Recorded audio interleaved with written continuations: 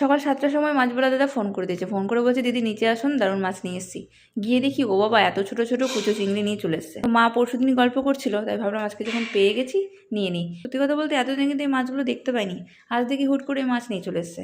তো কুচো চিংড়ি আর নিয়েছি মুরলা মাছ। কষ্ট হয়, খেতে ভালো লাগে। পিঙ্কি রানি সকাল সকাল সবার জন্য গরম জল করে নিয়েছে এখানে খাবো বলে।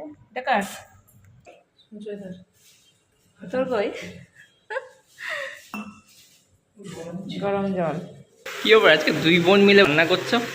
একজন এখানে মাছ ধুচ্ছে আর একজন মাছ ভাজছে ওখানে। আর এই উত্তরবঙ্গে রান্না হবে নাকি? হ্যাঁ, উত্তরবঙ্গের রান্না করে পিঙ্কি আজকে। আমার একটা কাছে দক্ষিণবঙ্গ আর উত্তরবঙ্গের মিক্স রান্না, আজকে হবে পিওর উত্তরবঙ্গের রান্না, পিঙ্কি বানাচ্ছে। আচ্ছা, এখানে হচ্ছে কুচো চিংড়ি আর এখানে হচ্ছে মোরলা মাছ। মা আর আমি দুজন মিলে মাছগুলোকে বাছলাম, পুরো 1 ঘন্টা লেগে গেল মাছগুলোকে বাছতে। ওইটাতে এত ছোট ছোট কি বলবো।